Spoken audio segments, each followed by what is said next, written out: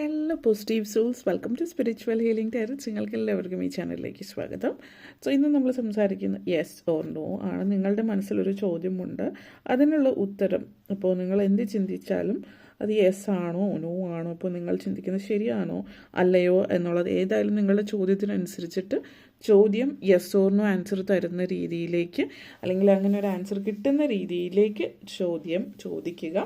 ഈ വീഡിയോ കാണുന്നതിന് മുമ്പായിട്ട് നിങ്ങൾ മനസ്സ് ഒന്ന് ശാന്തമാക്കി ഒന്ന് സ്വസ്ഥമായിട്ടിരുന്ന് കണ്ണടച്ച് ഒരു 5 നിമിഷം കണ്ണടച്ച് നിന്നിട്ട് പ്രാർത്ഥിച്ചിട്ട് ചോദ്യത്തിലേക്ക് വരിക. നിങ്ങൾക്കുള്ള ഉത്തരം എന്താണെന്ന് നമുക്ക് നോക്കാം.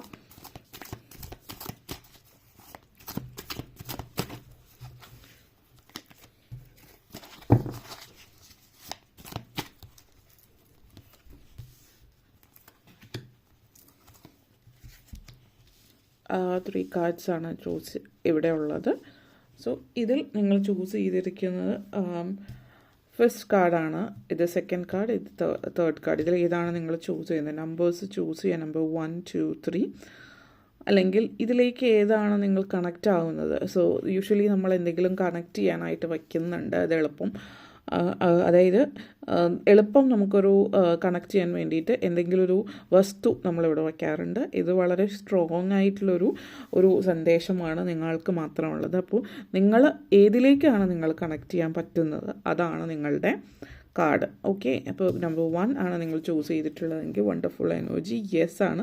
നിങ്ങളിൽ വിശ്വസിക്കുക. നിങ്ങളുടെ മനസ്സ് അത് ചെയ്യാനാണ് പറയുന്നത്, അല്ലെങ്കിൽ അതിന് യെസ് പറയാനാണ് ഉദ്ദേശിക്കുന്നത് എങ്കിൽ യെസ് പറയുക. അതല്ല നോ ആണ് പറയാൻ ഉദ്ദേശിക്കുന്നതെങ്കിൽ നോ പറയുക.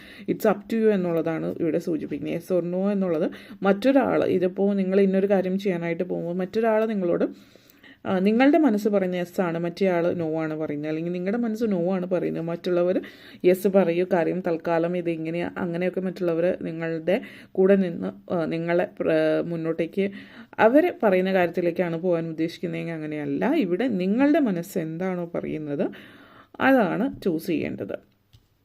പിന്നെ ഇനി നിങ്ങൾക്ക് ഒരു തരത്തിലും ഒട്ടും ഒരു വ്യക്തതയില്ല, കൺഫ്യൂഷനാണ് എങ്കിൽ തേർഡ് കാർഡ് നിങ്ങൾ ചെക്ക് ചെയ്യുക. തേർഡ് കാർഡ് എന്താ പറയുന്നതെന്ന് നോക്കുക, അതാണ് നിങ്ങൾക്കുള്ള മറുപടി. ഓക്കെ, ഇനി നമ്പർ 2 ആണ് നിങ്ങൾ ചൂസ് ചെയ്തിട്ടുള്ളെങ്കിൽ 8 ഓഫ് കപ്സ് എനർജിയാണ്. ഇത് നോ ആണ്, സ്പെസിഫിക്കലി നോ കാർഡാണ്. വിട്ട് കളയത് നിങ്ങൾക്കുള്ളതല്ല, ലെറ്റ് ഗോ. സ്ട്രോങ് മെസ്സേജ് ആണ് ഇത്. നിങ്ങളൊരു ജോലി സംബന്ധമായിട്ടാണെങ്കിലും അല്ലെങ്കിൽ എന്തെങ്കിലും സാഹചര്യമാണെങ്കിൽ അത് വേണ്ട, നിങ്ങൾക്കുള്ളതല്ല എന്നുള്ളതാണ്. നിങ്ങളുടെ ലൈഫിൽ നിങ്ങളിപ്പോൾ അനുഭവിച്ചുകൊണ്ടിരിക്കുന്ന സിറ്റുവേഷനിൽ നിങ്ങളുടെ ഏതെങ്കിലും സൗഹൃദങ്ങളായിരിക്കാം, മറ്റെന്തെങ്കിലും സിറ്റുവേഷൻസ് ആയിരിക്കാം. നിങ്ങൾക്കിത് ആ ഒരു വ്യക്തി പോയതിൽ സങ്കടമാണ് ഉള്ളതെങ്കിൽ ഇത് you are not meant to be together. നിങ്ങൾ ഒരുമിച്ച് നിൽക്കേണ്ടതല്ല. നമ്മൾ യാത്രയിൽ നിങ്ങൾ ഇത്ര വരെ ആ ഒരു വ്യക്തി നിങ്ങളുടെ ലൈഫിലുള്ളൂ എന്നുള്ളതാണ്. ഇത് നോ ആണ്, പെർഫെക്റ്റ് നോ ആണ് സൂചിപ്പിക്കുന്നത്. ഓക്കെ, ഇനി നമ്പർ 3 ആണ് നിങ്ങൾ ചൂസ് ചെയ്തിട്ടുള്ളത് എങ്കിൽ ടവർ മൊമെൻ്റ് ആണ്. ഈ ഒരു കാർഡ് എന്ന് പറയുന്നത് യെസ് വിത്ത് നമ്മൾ പറയുമല്ലോ, വിത്ത് സ്പെസിഫിക് ആയിട്ടുള്ള ചില കാര്യങ്ങളൊന്ന് ശ്രദ്ധിച്ചാൽ, കണ്ടീഷൻസ് അപ്ലൈ നമ്മൾ പറയില്ല, കണ്ടീഷൻസ് അപ്ലൈ. നിങ്ങൾ ഇതൊരു യെസ് തന്നെയാണ് തീർച്ചയായിട്ടും, പക്ഷേ നിങ്ങൾ മോഡിഫൈ ചെയ്യേണ്ട കാര്യങ്ങൾ, ചെയ്യേണ്ടുന്ന ചില കാര്യങ്ങൾ വ്യക്തതയോട് കൂടിയിട്ട് ചെയ്യുകയും ചെയ്തിട്ട് മുന്നോട്ടേക്ക് പോവുകയാണെങ്കിൽ ഇറ്റ് ഈസ് ആൻ യെസ്. ചില കാര്യങ്ങളിൽ നിങ്ങൾ എന്തൊക്കെ വ്യക്തമായിട്ട് ചെയ്യാം, അതായത് ഇത് നമ്മൾ ചില ആളുകളെ സംബന്ധിച്ച് നിങ്ങൾ ഇതുമായിട്ട് മുന്നോട്ടേക്ക് പോവുക, അതിനനുസരിച്ച് ഒത്തിരി ചലഞ്ചസ്. ഇത് നിങ്ങളൊരു യെസ് പറയുകയാണെങ്കിൽ നിങ്ങൾ സക്സസ്ഫുൾ ആവുമെന്ന് തന്നെയാണ് ഇത് സൂചിപ്പിക്കുന്നത്. പക്ഷേ നിങ്ങളുടെ മുമ്പിൽ പ്രത്യേക ചലഞ്ചസും കാര്യങ്ങളൊക്കെ വരുന്നുണ്ടാവും.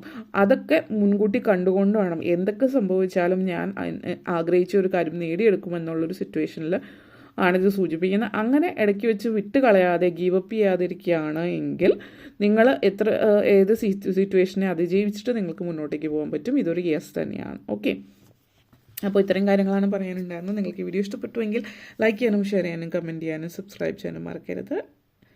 എല്ലാവർക്കും നന്ദി. A big thank U.